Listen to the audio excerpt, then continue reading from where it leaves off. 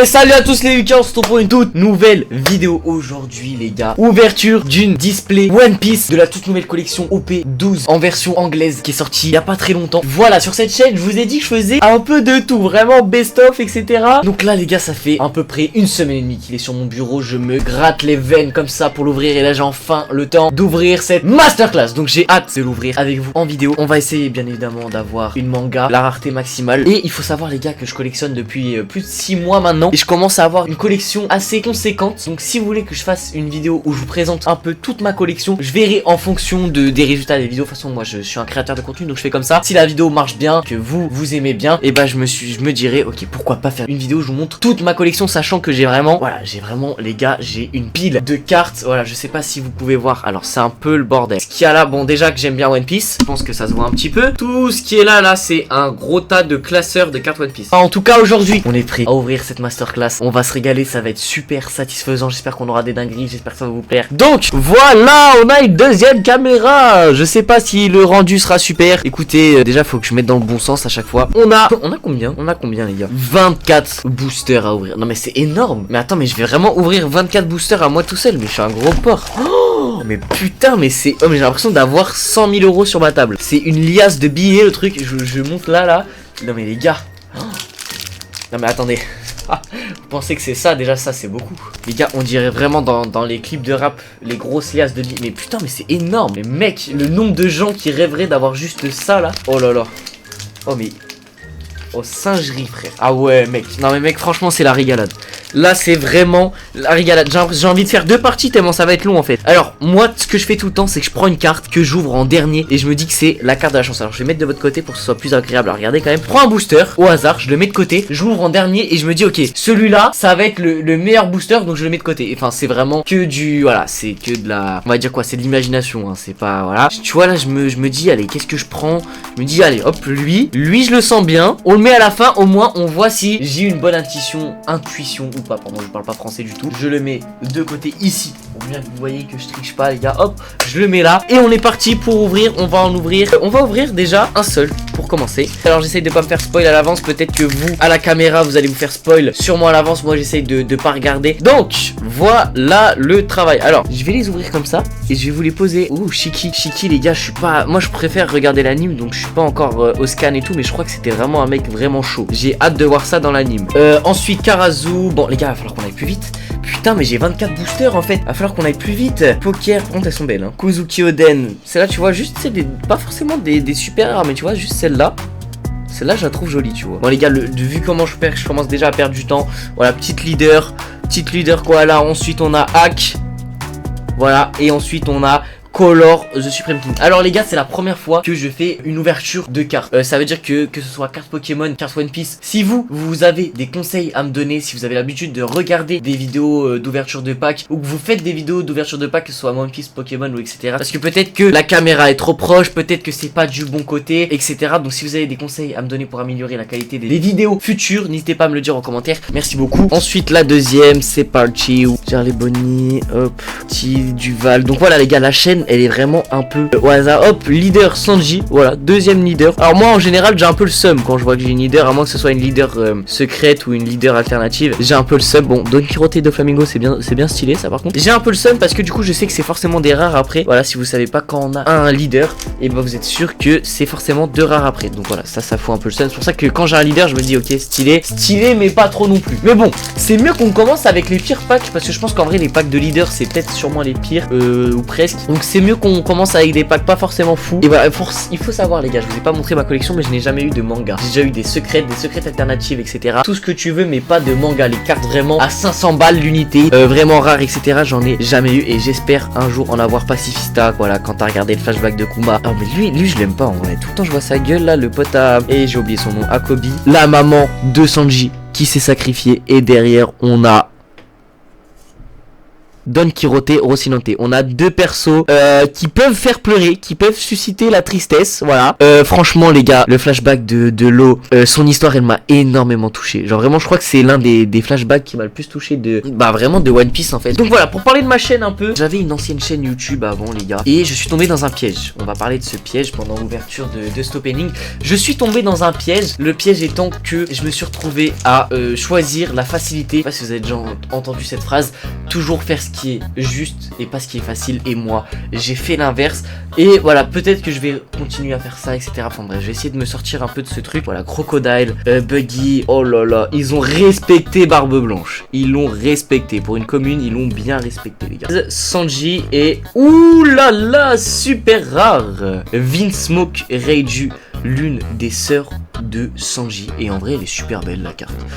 Je parle de la carte les gars, bien évidemment, quand je dis qu'elle est super belle. Oh là là, magnifique. C'est nickel, on passe à la suite. Donc les gars, j'ai commencé les vidéos en 5ème. Je profite de ça, je profite du fait que j'ouvre des cartes pour raconter un peu ma vie, tu vois. Donc j'ai commencé les vidéos en 5ème, début 5ème, et j'ai commencé à regarder YouTube quand j'avais 9 ans.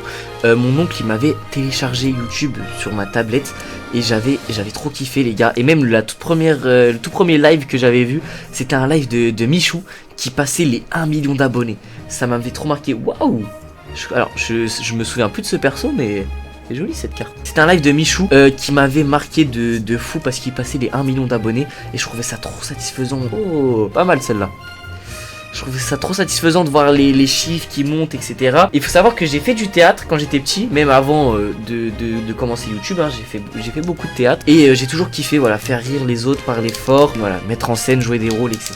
J'ai toujours aimé ça. La plupart des youtubeurs qui ont réussi, ils ont déjà fait du théâtre dans leur vie. Donc voilà, même avant de commencer dans YouTube, j'avais déjà fait du théâtre. Et quand on m'a téléchargé YouTube, j'avais tellement kiffé le délire. Et j'avais, tu sais, quand t'es petit, tu recopies un peu ce que tu vois. Et du coup, j'essayais un peu de recopier les youtubeurs que je voyais quand je faisais des vidéos. Donc je voyais surtout Squeezie, Cyprien à l'époque. Et j'essayais de faire comme eux, c'est-à-dire que je me faisais un petit décor. Je m'asseyais genre sur un coin de ma chambre. Et j'essayais de me construire un petit décor. Je raconte trop ma vie, voilà. Si je raconte trop ma vie, les gars, n'hésitez pas à me le dire. En vrai, moi, je sais qu'il y en a déjà plein qui font des packs opening OP12 etc qui font des pack opening One Piece sûrement de meilleure qualité. Alors je me dis bon, si je dois rajouter un supplément, moi je fais un pack opening et en même temps je vous parle un peu. Pas juste faire un pack opening, il y a déjà ça sur YouTube quoi. J'invente rien du tout. Donc je voyais les Squeezie, les Cypriens et tout. Ce que le problème les gars, c'est quand j'étais petit, je savais pas comment on faisait des vidéos. Je savais pas du tout comment on faisait les gars. Donc ce qui se passait c'est que je trouvais pas le bouton etc. Donc ce que je faisais c'est que je prenais ma tablette. Je prenais la tablette de ma mère et je me mettais dans un coin de ma chambre et je me faisais un petit décor et je me filmais. Alors j'allais pas le poster parce que je savais pas comment en poster. Et juste je me filmais et je m'imaginais que j'étais en vidéo et que j'avais des millions de vues etc. tu vois. Et je me mettais dans un coin de ma chambre et je parlais, je disais oh les gars on se retrouve pour une toute nouvelle vidéo etc. J'avais mon petit décor derrière moi, je faisais des blagues et tout, mais j'étais à genoux par terre, tu sais, j'avais pas de meubles etc. Donc j'avais fait un décor sur un coin du mur qui tenait à la brindille près, tu vois, c'était vraiment chaud. Et donc voilà, pendant 1 ou 2 ans je faisais des vidéos comme ça. Et après j'ai trouvé le bouton pour publier des vidéos. Et je faisais des vidéos tellement... Oh super rare Garp, putain, quelle masterclass ce personnage. En vrai même la carte hein. La carte est très très belle, c'est super. On a eu une deuxième super rare, j'aime trop les super rares, c'est trop beau. Donc après j'ai trouvé le bouton pour pouvoir faire des vidéos. J'ai trouvé qu'il y avait un petit bouton etc. Donc j'avais pas d'ordi, j'avais rien du tout. J'avais juste la grosse tablette de ma mère. Donc voilà, avec son adresse mail. Donc vu que c'était son adresse mail, il y avait son gros prénom comme ça.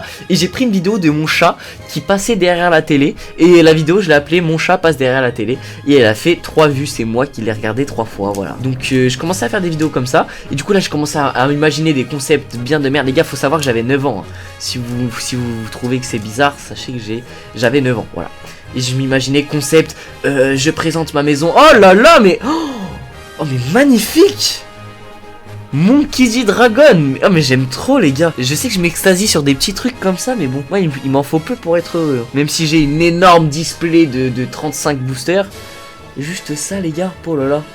le papa et le grand-père, c'est magnifique. Et mes parents en fait à l'époque les gars, ils savaient pas trop ce que c'était YouTube. Donc là quand ils ont vu que je commençais à poster des vidéos, qu'on voyait des pièces de la maison, des trucs comme ça, ils m'ont mis un stop en mode oh là là qu'est-ce que tu fais? Qu'est-ce que tu fais? On va se faire cambrioler, etc. Eux ils étaient pas du tout sur les réseaux, c'était l'inverse, fallait se cacher un maximum.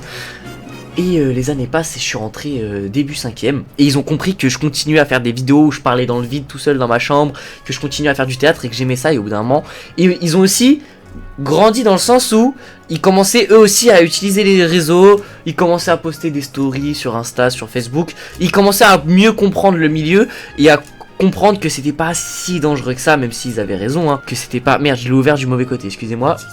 Et voilà, bon, Kuzan, c'est sympa, voilà. Que c'était pas si dangereux que ça et que je pouvais me permettre de faire des vidéos si je faisais pas le con, quoi. Si je montrais pas l'adresse, etc. Donc voilà. À partir de ce moment-là, j'ai pris le Mac de ma mère. Ma mère, elle avait un Mac pour bosser et tout. Et elle m'a dit, bon bah vas-y, tu peux faire des vidéos dessus. Sauf que sur le Mac, c'est un peu un truc pour travailler et tout. Et il y avait que Minecraft. Enfin franchement, en tout cas, c'est le seul jeu que j'ai trouvé. Donc j'avais la Minecraft, la version payante, que je m'étais acheté. Et du coup début 5ème je me suis trouvé 2 autres potes dans ma classe qui jouaient à Minecraft. C'était le prime de la vie. Dès qu'on rentrait de cours on jouait à Minecraft, vu qu'on n'avait pas beaucoup de devoirs etc. Même si j'avais pas tant d'écran illimité, parce qu'au début mon PC il était dans le salon. Le PC était dans le salon, donc les gars tournaient des vidéos dans le salon, c'était chaud. Donc j'attendais que mes parents soient pas à la maison pour commencer à faire des petites vidéos. Donc voilà, encore ce personnage qui m'a fait chialer comme un gros porc. C'est parfait hein. Et voilà, donc à ce moment là mes parents ils ont voulu me faire une surprise. Quand on est rentré de vacances, je me suis rendu compte que mon PC était dans ma chambre. Ma mère elle m'a tout installé dans ma chambre. Et là j'étais trop content, je me suis dit ok, le PC il est dans la chambre, je vais pouvoir commencer à faire des bêtes de vidéos. Je vais pouvoir commencer à tryhard les vidéos les gars. Et ce qui s'est passé c'est que j'ai fait 80 vidéos en un an. Voilà, en un an j'ai fait 80 vidéos. Donc jusqu'à mi-4ème j'ai gardé cette chaîne. Voilà, donc ce qui se passait les gars c'est que je faisais des vidéos IRL, je prenais mon tel et je faisais des petits courts métrages. Oh, une petite super rare, je l'avais vue celle-là, Perona magnifique. Donc voilà, c'est que des cartes que j'avais jamais eu ça hein. Le montage était désastreux. J'avais un logiciel gratuit pour faire des montages. C'était pas comme CapCut à l'époque les gars. À l'époque tu pouvais faire juste des cuts et mettre des textes. Donc le montage était très fade. Mais voilà, on faisait des concepts. On recopiait les trucs de Dream. Où il y en avait un qui essayait de finir le jeu, d'autres qui le poursuivaient et tout. On faisait des trucs comme ça etc. Bon, on faisait des... Oh là là magnifique. Oh là là magnifique. Silver Riley, leader alternative. Oh là là putain, mais ça j'aime trop mec. Oh là là, j'ai la barre. Attendez, je vais chercher un sleeve. Quand même, il faut la respecter la carte les gars. Une carte ça a des sentiments, c'est ça que vous comprenez pas. Donc en plus les gars, je vais vous montrer mes sleeves. J'ai des sleeves plutôt stylés. C'est Kaido, voilà. J'ai des sleeves Kaido. Ah ouais non mais là mais mec. Oh attendez, je la regarde moi parce que j'ai la montré à la caméra. J'ai même pas le temps de... Oh là là, avec Luffy derrière. T'as Riley il est posé et t'as Luffy derrière. Pour le... Mais c'est trop beau les gars. Mec c'est magnifique. Et il faut savoir aussi les gars que on a mis un an à tuer l'Under Dragon. Pour ceux qui jouent à Minecraft, vous allez vous dire mais qu'est-ce qu'il me raconte. Voilà, faut savoir on était en 5ème, on galérait un peu. On a mis un an à tuer l'Under Dragon, c'est à dire qu'on faisait des survies toute l'année. Et moi les gars, tout le temps je cassais les survies. Ça veut dire qu'en fait j'étais un gros troller sa mère. Et que des fois je disais non les gars mettez-moi les permes, c'est pour les vidéos etc. Et je faisais spawn tous les @e, voilà, ça veut dire que tu fais spawn tous les entités sur toi. Je faisais spawn des manoirs, des dingueries, je cassais les villages. Et moi mon but c'était de les troller sans qu'ils sachent que c'était moi. Mais putain, des fois je partais un peu trop loin. Donc à chaque fois on recommençait des survies. Des fois je brûlais les maisons en bois et tout. Enfin, je suis vraiment un enculé en fait quand j'y pense. Et donc toute l'année on a fait des survies par-ci par-là. Oh Shanks. Et on n'a jamais fini à conclure le jeu quoi. Jusqu'à le dernier jour de l'année, vendredi, on s'est dit les gars, écoutez-moi bien, on se couche à pas d'heure et on essaye de finir le jeu. Et on l'a fait, les gars, c'était magnifique. Le dernier jour de 5ème, un an, on joue ensemble etc. On a tué l'Under Dragon la veille des grandes, le soir même des grandes vacances. Et je vous dis pas les gars, que des souvenirs, j'ai envie d'en pleurer parce que... Oh là là. Mais les gars, plus je parle de trucs qui me touchent et oh mais mec, secrète. En plus Charlie, oh Bonnie, tu vois, je viens de voir le flashback de Kuma il y a vraiment pas longtemps, je sais que j'en parle beaucoup et j'aime trop ce personnage. Alors un peu dommage qu'elle soit sexualisée à un point abusé pour une mineure de 12 ans. C'est le plus gros défaut de One Piece selon moi, c'est ça, le fanservice. Le fanservice, mais t'as l'impression que tous les fans s'en plaignent, donc tu sers à quel fan, on sait pas. J'ai continué de faire des vidéos jusqu'à jusqu'à la mi-4ème. Et là vous vous dites quoi, 80 vidéos, un an, 80 vidéos, bon 1 an et demi du coup, moitié 4ème, t'as fait 80 vidéos, t'as fait, t'es en moitié 4ème, tu dois avoir quand même plusieurs milliers d'abonnés, 300 abonnés. 1 an et demi, 80 vidéos, chaque vidéo j'y passais des jours et des jours, des courts métrages, des vidéos Minecraft, etc. Et j'avais 300 abonnés.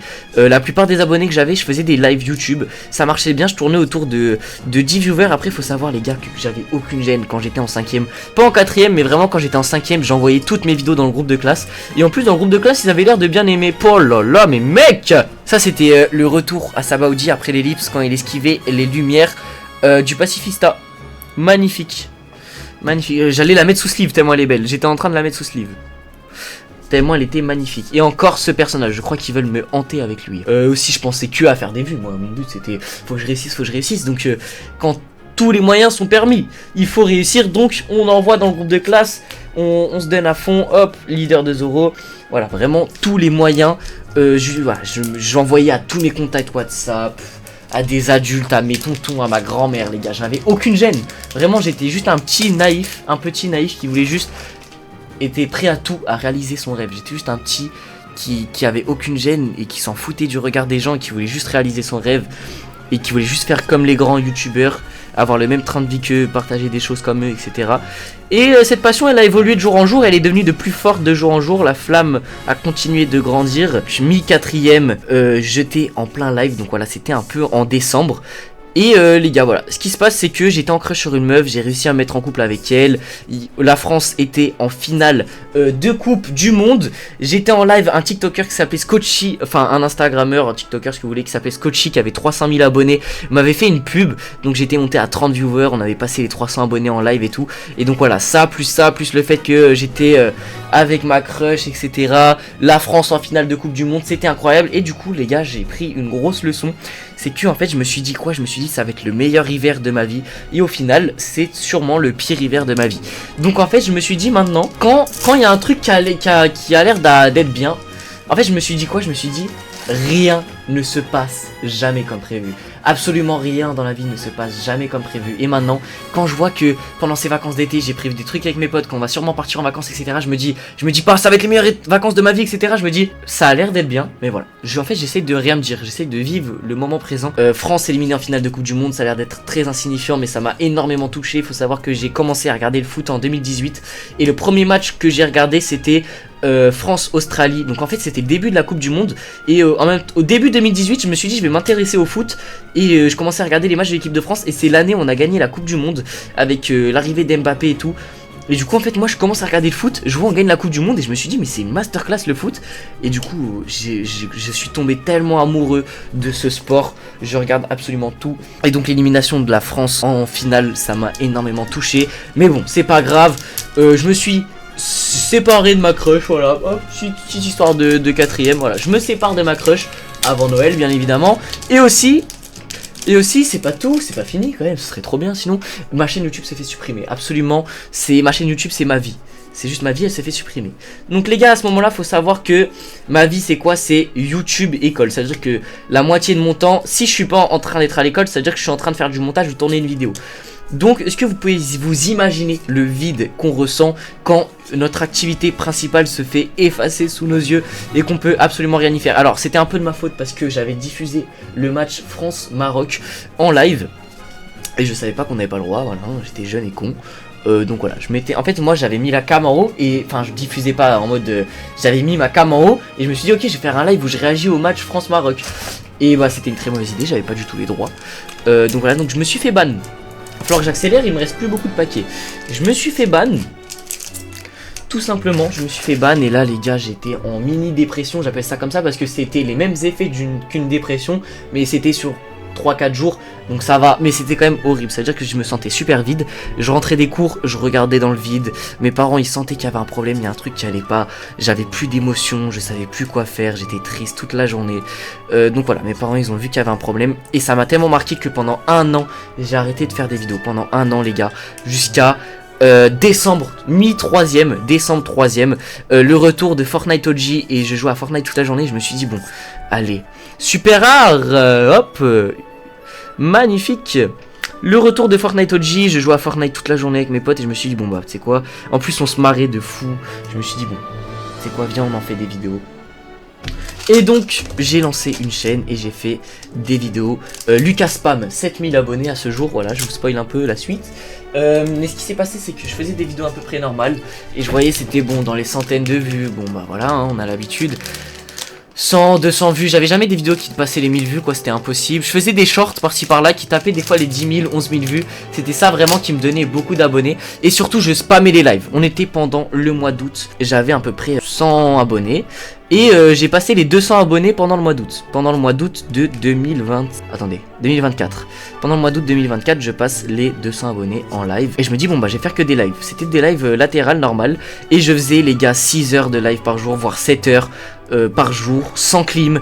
Il faisait ultra chaud, j'étais sous mon lit, c'était étouffant, j'avais plus d'énergie. J'ai failli tomber dans les pommes une fois. Oh là là là.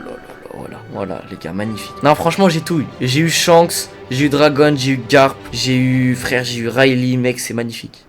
Non là franchement magnifique. Je suis très content. Et du coup je faisais des lives tout le temps, donc ça compte, ça marchait un peu. Je passais les 300 abonnés, ensuite je passais les 400, les 500, etc. Je charbonnais comme un énorme porc. Mes lives ils faisaient pas plus de 200 vues, mais je faisais tellement de lives que au bout d'un moment bah je montais d'abonnés quoi. J'étais juste un énorme charbonneur de gros porc quoi. Donc au bout d'un moment forcément je montais un peu plus, tu vois ce que je veux dire. À un moment il y a un mec qui vient sur mon live et il me dit mec fais des live shorts. Et je me dis quoi, attends, c'est quoi ce truc et tout. C'est comme des shorts mais en live. Et du coup je fais des live shorts, bon les gars je vais accélérer un peu. Je fais des live shorts et ce qui se passe c'est que je passe les 1000 abonnés en live short. Je me dis dinguerie. Et du coup j'ai fait ce qui est facile et pas ce qui est juste. C'est à dire que je me suis tombé dans un cercle vicieux où je faisais que des live shorts. Ça veut dire que les gars j'ai passé les 2000, 3000, 4000, 5000, 6000, 7000 abonnés. Et du coup je me suis dit incroyable, 7000 abonnés. Je continue à faire que des live shorts. Et en fait je me suis dit mec, je me rendais pas compte que je faisais un truc qui me plaisait pas. Je jouais à des jeux Roblox que de base je détestais, des jeux que je disais que c'était pour des gamins et tout, et je me retrouvais à y jouer parce que ça marchait bien, parce que c'était facile, parce que j'ai pas de montage à faire, parce que voilà t'as pas de montage à faire, t'as juste à appuyer sur un bouton etc. Et en fait je me suis dit bon bah c'est pas grave tant que ça marche. Et en fait je me suis rendu compte les gars que quand je postais des vidéos, mes vidéos elles faisaient pas plus de 100 vues, que quand je faisais des posts, mes posts ils marchaient pas, tout le monde s'en battait les couilles. Et en fait je me suis rendu compte que les gens ils regardaient mes lives juste parce que c'était tombé dans leur pour toi, et qu'à la fin du live soit ils m'oubliaient complètement, soit ils retombaient après. Mais en fait ce qui se passe c'est que c'était des gens qui t'oublient au bout de quelques secondes quoi. C'est vraiment des gens, quand tu tombes plus sur leur fil d'actualité ils t'oublient. Leader et du coup de rare et voilà. Oh une donne. Mais les gars on n'a pas de donne normalement dans un... Bon, il doit y avoir un bug. Donne, et en plus j'ai eu Riley, magnifique. Je me suis rendu compte que en fait ça servait à rien, que c'était pas une vraie commu fidèle et que ça m'éloignait de ce que je voulais faire. Moi je voulais, toute mon enfance je me suis dit non, moi je vais être comme Michou Inox, Cyprien Squeezie etc, faire des grosses vidéos, des vidéos qui inspirent, c'est ça le but. Le but de YouTube c'est d'inspirer les gens. Essayez pas de trouver d'autres buts, non c'est d'inspirer les gens surtout, c'est vraiment ça le but ultime. Donc bah je me suis rendu compte que je m'éloignais de ça, que mes vidéos c'était allez les gars, likez, ok, à 7000 abonnés les gars on offre des brainrot etc. Et en fait je me suis dit bah c'est pas du tout ce que je veux faire. Et en fait je me suis rendu compte que quand j'arrêtais pendant un mois, et bah ma communauté elle disparaît complètement, parce qu'en fait c'est juste des gens, c'est des petits qui scrollent, qui sont pas matures, qui sont pas accrochés à une personnalité etc, que ça servait à rien. Et en plus j'ai été bloqué de monétisation à vie parce que j'ai fait une connerie etc. Et moi bon c'est pas que je pense qu'à la thune, qu'à la tunasse, c'est juste qu'en fait j'aimerais bien faire mon métier. En fait comme je vous ai dit depuis que je suis tout petit, j'aimerais bien faire mon métier. Et c'est pas ça, mais bon, si j'ai pas la monétisation ça va être compliqué d'en faire mon métier. Et du coup je me suis dit ok, je peux continuer à faire des vidéos sur cette chaîne, mais ce serait un peu une perte de temps, que bah je vais refaire 2 chaînes. Donc j'apprends de mes leçons. Il faut embrasser l'échec, c'est avec l'échec que vient la réussite. J'ai appris de mes leçons. Donc ce que j'ai fait les gars, c'est que bien évidemment j'ai continué à faire des vidéos gaming, parce que c'est ce qui est rapide et efficace. Et voilà, quand t'as cours en même temps, je suis en terminale générale, c'est un peu compliqué. Mais je me suis dit je vais quand même faire 2 chaînes cette fois-ci. Je vais faire une chaîne où je fais des vidéos gaming. En général c'est des best-of de mes live Twitch, parce que je fais des lives sur Twitch, donc je mets mes best-of dessus. Ou alors je tourne des vidéos plus gaming qui sont faciles à faire, qui me font rire etc. Et là je fais des vidéos plus sérieuses, plus travailler sur des sujets qui me tiennent plus à cœur etc. Au moins les communautés se mélangent pas. Si toi t'aimes bien mes vidéos sérieuses, tu peux aller voir mes vidéos drôles, et si t'aimes bien mes vidéos drôles tu peux aller voir mes vidéos sérieuses. Bon je dis vidéos sérieuses mais elles sont aussi drôles pour l'instant, mais vous voyez ce que je veux dire, c'est vidéo IRL et vidéo gaming. Oh mais les gars j'avais oublié putain, je parlais mais j'avais oublié ça putain. Tout le monde sait que que je veux faire youtubeur, comme je vous ai dit, j'ai envoyé ça dans mes groupes de classe, tout mon lycée au courant, voilà, peut-être il y en a, ils rigolent, ils se la raquent un peu, tu vois. Ça fait des années que j'en parle à tout le monde et du coup les gens ils sont là, ok du coup ça en est où, et d'annoncer à chaque fois que tu recommences que t'es en échec, les gens ils sont là, peut-être qu'ils disent pas ouvertement, mais au fond d'eux c'est un peu en mode, ok bah il est dans le déni, ça marche pas du tout, il recommence, il est dans le déni, il voit pas qu'en fait c'est pas fait pour lui, etc. Et donc bah c'est très gênant ces moments-là, et sûrement qu'ils ont raison, mais comme je vous ai dit, c'est une énorme partie de mon temps, et en fait je me suis dit en fait, à chaque fois que quand je fais des grandes pauses de vidéos, je me dis, en fait là je suis dans mon lit, et je passe des heures à scroller sur TikTok, et à regarder des vidéos YouTube, et en fait, peut-être que faire des vidéos YouTube, ça marchera jamais, mais peut-être que ça fera rigoler 2-3 personnes, peut-être que ça en inspirera 2-3 autres, même si c'est très peu. Ce sera toujours plus productif, mieux en fait, plus instructif que de juste regarder, juste vivre sa vie par procuration. Même si c'est vu par très peu de gens, même si ça sert pas à grand chose, que ça ne marche pas du tout, et ben ce sera toujours mieux que juste regarder les autres faire. Alors peut-être que je suis dans le déni et que j'y arriverai jamais, mais ça je peux pas le savoir à l'avance. Alors ça coûte rien d'essayer, mis à part du temps. Bon les gars, je suis complètement con, voilà. Et de toute façon je savais que j'avais déjà mes hits, donc bon j'ai 6%, je vais quand même me dépêcher de vous montrer le vif du sujet quand même avant. Donc voilà les gars, la petite donne, les petites rares. Les gars, on a eu un énorme tas de rares. Un énorme tas de Lidl. Pas mal de super rares qui sont vraiment magnifiques. On a eu... Ah non, mais ça c'est le leader. Riley, on a eu Luffy, on a eu Bonnie, on a eu Dragon, on a eu Gar. Donc voilà, c'est assez magnifique tout ça. Et ensuite on a eu, bien évidemment, là c'est le gros tas de cartes les gars, Dame. Et on a eu, voilà, Shanks, Riley et Bonnie. Magnifique. Franchement magnifique. Je vais éteindre la caméra, il me reste 5%. J'espère y arriver, j'espère réussir mes objectifs. Merci d'avoir regardé cette vidéo. C'était Lucas. On se retrouve à très vite pour une prochaine vidéo. N'hésitez pas à liker, à vous abonner. Ciao.